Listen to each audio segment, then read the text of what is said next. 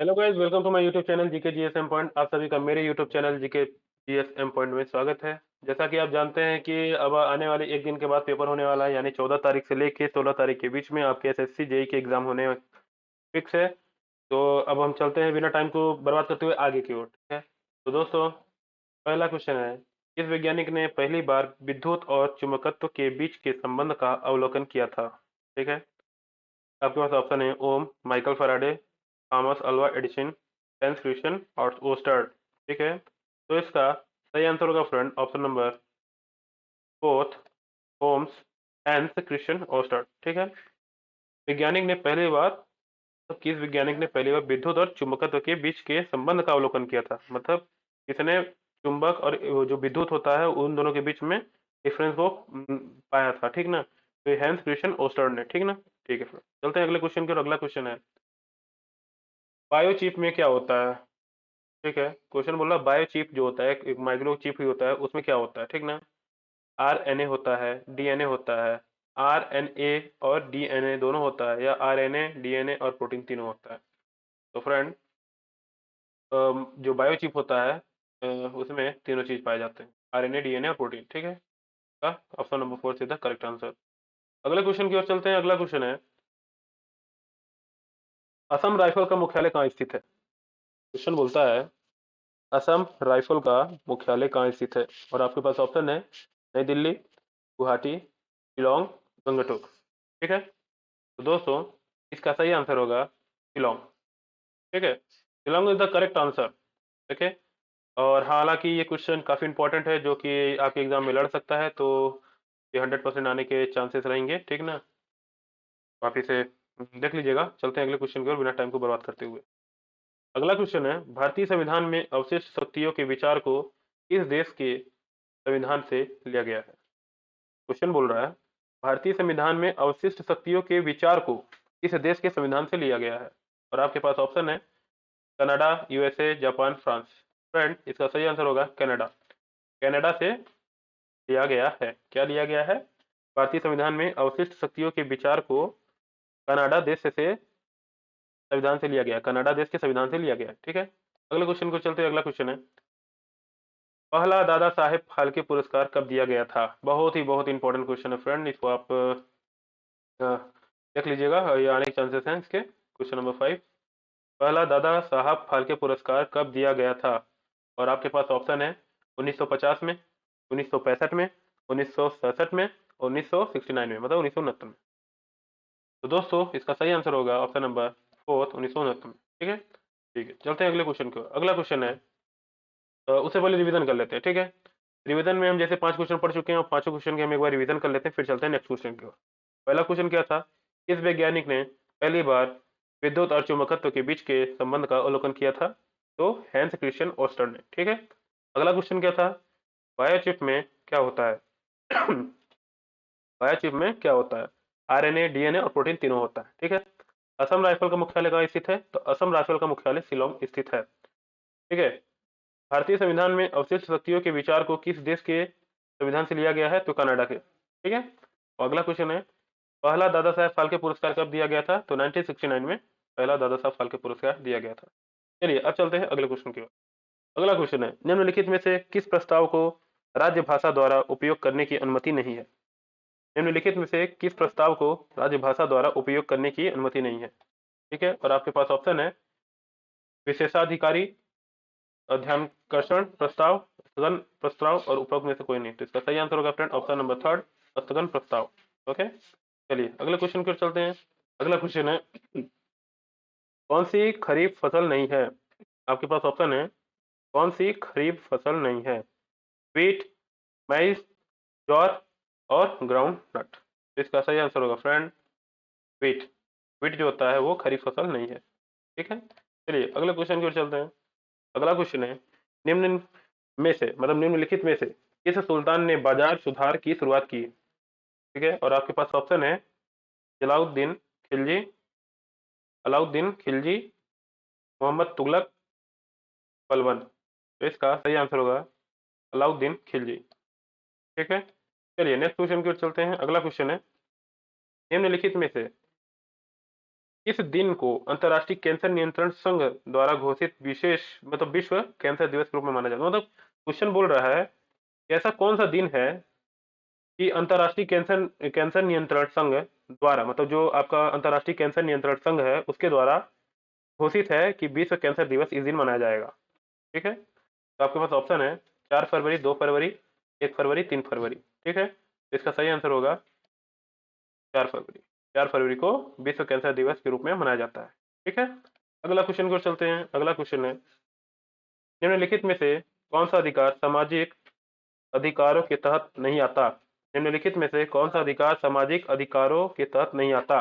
आपके पास ऑप्शन है मतदान का अधिकार, जीवन का आधार सॉरी अधिकार, धार्मिक स्वतंत्रता का अधिकार, शिक्षा एवं संस्कृति का अधिकार। तो अब तो सही आंसर होगा फ्रेंड ऑप्शन नंबर ए, यानी मतदान और मतदान का अधिकार। ठीक है, निम्नलिखित में से कौन सा अधिकार सामाजिक अधिकारों के तहत नहीं आता? तो मतदान का अधिकार सामाजिक कार्यकारों अधिकारों के तहत नहीं आता। ठीक है, सामाजिक अधिकारों के तहत नहीं आता। अगले क्वेश्चन को चलते हैं। अगला क्वेश्चन है, सबसे पहले रिवीजन कर लेते हैं। ठीक है, रिवीजन के लिए हम जैसे कि 6 से लेकर 10 क्वेश्चन पढ़ चुके हैं, तो हम एक बार रिवीजन कर लेते हैं फटाक से। निम्नलिखित में से किस प्रस्ताव को राज्यसभा द्वारा उपयोग करने की अनुमति नहीं है? तो स्थगन प्रस्ताव को। ठीक, अगला क्वेश्चन क्या है, कौन सी खरीफ की फसल नहीं है? तो वीट जो है वो खरीफ की फसल नहीं है। ठीक, अगला क्वेश्चन क्या है, निम्नलिखित में से किस सुल्तान ने बाजार सुधार की शुरुआत की? तो अलाउद्दीन खिलजी ने की। ठीक, अगला क्वेश्चन क्या है, निम्नलिखित में से किस दिन को अंतर्राष्ट्रीय कैंसर नियंत्रण संघ द्वारा घोषित विश्व कैंसर दिवस के रूप में मनाया जाता है? तो 4 फरवरी को। और अगला क्वेश्चन क्या है, यानी क्वेश्चन नंबर 10, निम्न में से कौन सा अधिकार सामाजिक अधिकारों के तहत नहीं आता?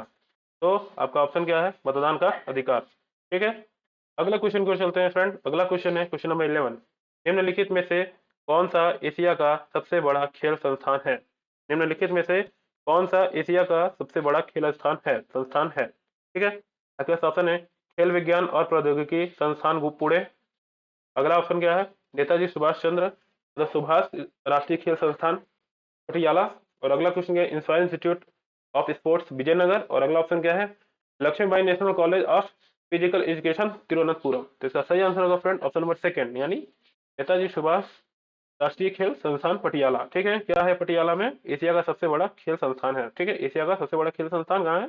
पटियाला में स्थित है। किस नाम से जाना जाता है? नेताजी, तो नेताजी सुभाष राष्ट्रीय खेल संस्थान के नाम से। ठीक है, इसका सही आंसर होगा। ठीक है, अगले क्वेश्चन को चलते हैं फ्रेंड। अगला क्वेश्चन है, अगला क्वेश्चन ये बोलता है कि सौर मंडल का दूसरा सबसे बड़ा पिंड है। आपके पास ऑप्शन है कि सौर मंडल का सबसे बड़ा दूसरा पिंड कौन सा है? ऑप्शन है पृथ्वी, सूर्य, बृहस्पति, शनि ग्रह। ठीक है, तो इसका सही आंसर होगा फ्रेंड बृहस्पति। बृहस्पति जो है वो सौरमंडल का दूसरा सबसे बड़ा पिंड है। ठीक है, सबसे बड़ा ग्रह भी यही है, बृहस्पति है। अगले क्वेश्चन को चलते हैं, मेनाल जलप्रपात कहाँ स्थित है?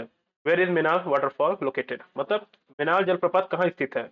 आपका ऑप्शन है बूंदी, चित्तौड़गढ़, चूरी और दौसा। तो इसका सही ऑप्शन होगा चित्तौड़गढ़। चित्तौड़गढ़ में मेनाल जलप्रपात स्थित है। कौन सा जलप्रपात स्थित है? मेनाल। कहाँ स्थित है? चित्तौड़गढ़ में। ठीक है, चलिए चलते हैं आगे की ओर। अगला क्वेश्चन है, अकबर द्वारा शुरू की गई मनस मनसबदारी प्रणाली को, अकबर द्वारा शुरू की गई मनसबदारी प्रणाली को डेल्जस में अनुसरण की जाने वाली प्रणाली से लिया गया था। किस प्रणाली से लिया गया था? अफगानिस्तान, तुर्की, ठीक है ना। फिर अगला ऑप्शन है मंगोलिया और फारस। ठीक है, तो इसका सही आंसर होगा फ्रेंड मंगोलिया। मंगोलिया से लिया गया था। कहाँ से लिया गया था? मंगोलिया से। चलिए अगला क्वेश्चन को चलते हैं। अगला क्वेश्चन है, फरवरी 2022 में निर्मला सीतारमण द्वारा दिए गए एक बयान के अनुसार भारत का मुद्रास्फीति दर कितना परसेंट है? ठीक है, ऑप्शन है 5.8%, 6.0%, 6.2% और 6.4%। तो इसका करेक्ट आंसर होगा फ्रेंड 6.2%।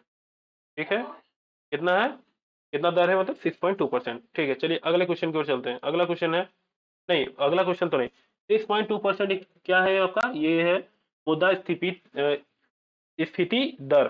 किसका है? भारत का है। किसके द्वारा दिया गया है? फरवरी में दिया गया है 2022 में, निर्मला सीतारमण जी के द्वारा दिया गया है। ठीक है, तो चलिए जितना क्वेश्चन हम पढ़े 11 से लेकर 15 उनका रिवीजन कर लेते हैं एक बार। ठीक है, चलिए रिवीजन के लिए आगे बढ़ते हैं। आगे बढ़ते हैं तो क्वेश्चन 11 बोलता है, निम्नलिखित में से कौन सा एशिया का सबसे बड़ा खेल संस्थान है? तो नेताजी सुभाष खेल राष्ट्रीय खेल स्थान कहाँ स्थित है? पटियाला में स्थित है। ठीक है। अगला क्वेश्चन क्या है, सौरमंडल का दूसरा सबसे बड़ा पिंड क्या है, बृहस्पति है। अगला क्वेश्चन क्या है, मेनाल जलप्रपात कहाँ स्थित है, तो चित्तौड़गढ़ में स्थित है। फिर उसके बाद अगला क्वेश्चन क्या है, अकबर द्वारा शुरू की गई मनसबदारी प्रणाली को डेस डेस में अनुसरण की जाने वाली प्रणाली से लिया गया है, तो मंगोलिया की प्रणाली से लिया गया है, मंगोलिया में अनुसरण किए जाने वाली प्रणाली से लिया गया। ठीक है। अगला क्वेश्चन क्या है, फरवरी 2022 में निर्मला सीतारमण द्वारा दिए गए एक बयान के अनुसार भारत का मुद्रास्फीति दर कितने प्रतिशत है, तो 6.2%। ठीक है। आई होप आप लोगों का रिवीजन हो गया होगा और आप लोग समझ रहे होंगे कि पढ़ते पढ़ते साथ में रिवीजन हो जा रहा होगा। ठीक है फ्रेंड, अगर आप हमारे चैनल पर नए हैं तो आप हमारे चैनल को सब्सक्राइब करें, बेल आइकन को प्रेस करें और लाइक जरूर करें वीडियो पर, और बताएं कि आपको वीडियो कैसा लगा, ताकि आने वाले टाइम पे हम आपकी कमेंट्स को देख के मोटिवेट हो सके, लाइक को देख के। और साथ ही हाँ, एक बात और, अपने दोस्तों के साथ जरूर शेयर करिएगा, क्या पता उनको ये इसकी जरूरत हो। ठीक है, तो ये हम पढ़ाते जा रहे हैं और आप उनको शेयर करिएगा, और हाँ, सब्सक्राइब जरूर करिएगा। ठीक है, चलिए अगले क्वेश्चन की ओर चलते हैं। अगला क्वेश्चन है, इनमें से कौन सी फसल भारत में एक महत्वपूर्ण रबी की फसल है। बहुत सही, रबी की फसल कौन सी है भैया, बता दो आप, सीधी सी बात है। गेहूं है, चावल है, ज्वार है, बाजरा है। तो रबी की फसल भैया जो है वो गेहूं है। ठीक है, गेहूं is the correct answer of question number 16। Okay, अगला क्वेश्चन है, अगला क्वेश्चन क्या है, अगला क्वेश्चन है आपका ये रहा, रामकृष्ण जयंती किस दिन मनाई जाती है। बहुत सुंदर, रामकृष्ण जयंती किस दिन मनाई जाती है, रामकृष्ण जयंती किस दिन मनाई जाती है, तो ये रामकृष्ण जयंती जो है आपका 4 मार्च को मनाई जाती है। ठीक है, 4 मार्च को मनाई जाती है। फ्रेंड, हम जितना क्वेश्चन पढ़ा रहे हैं पूरे के पूरे इंपॉर्टेंट है, आप ऐसा मत समझना कि मैं जिस क्वेश्चन को इंपॉर्टेंट बोल रहा हूँ वही बहुत ज्यादा इंपॉर्टेंट। पूरे क्वेश्चन सेलेक्टेड क्वेश्चन है और जिनके आने के 100% गारंटी है। आप इसे जरूर एक बार पढ़ के जाइएगा, ठीक ना। इतना क्वेश्चन मैं बोल रहा हूँ पूरे के पूरे इंपॉर्टेंस है, और इन्हीं क्वेश्चनों से रिलेटेड क्वेश्चन आपके एग्जाम में आना है। पूरे क्वेश्चन सेलेक्टेड क्वेश्चन है। ठीक है, चलिए आगे क्यों चलते हैं। अगला क्वेश्चन है, Lord Mahavir was born at which place, मतलब भगवान महावीर का जन्म किस स्थान पर हुआ था। ऑप्शन है उत्तर प्रदेश, बिहार, मध्य प्रदेश, राजस्थान। ठीक है, तो जो भगवान महावीर का जन्म जो हुआ था वो बिहार में हुआ था। कहाँ हुआ था, बिहार में, बिहार में हुआ था। ठीक है, चलिए अगले क्वेश्चन की ओर चलते हैं। अगला क्वेश्चन है, बंगाल विभाजन के दौरान जनरल गवर्नर कौन था। बहुत सुंदर, ये भी काफी इंपॉर्टेंट क्वेश्चन है। तो बंगाल विभाजन के समय जनरल गवर्नर कौन था, लॉर्ड कन्नौज है, Lord Dalhousie, Lord James Ford और लॉर्ड इरविन। तो आपका सही आंसर होगा friend Lord Kannauj. Lord Kannauj जो था बंगाल विभाजन के समय जनरल गवर्नर था, मतलब क्या था, जनरल गवर्नर नहीं, मतलब क्या कहते हैं उसको, गवर्नर जनरल था। ठीक है, कौन था, लॉर्ड कन्नौज। ठीक है, चलिए, तो अब जितना क्वेश्चन पढ़ लिया एक बार उसको अगेन से रिपीट कर लेते हैं। रिपीट करने के लिए हम रिवीजन कर लें। क्वेश्चन नंबर 16 है, इनमें से कौन सी फसल भारत में एक महत्वपूर्ण रबी की फसल है, तो गेहूं है। रामकृष्ण जयंती की किस दिन मनाई जाती है, तो 4 मार्च को। भगवान महावीर का जन्म कहाँ हुआ था, तो बिहार में। और बंगाल विभाजन के दौरान जनरल गवर्नर होता तो लॉर्ड कन्नौज। ठीक है,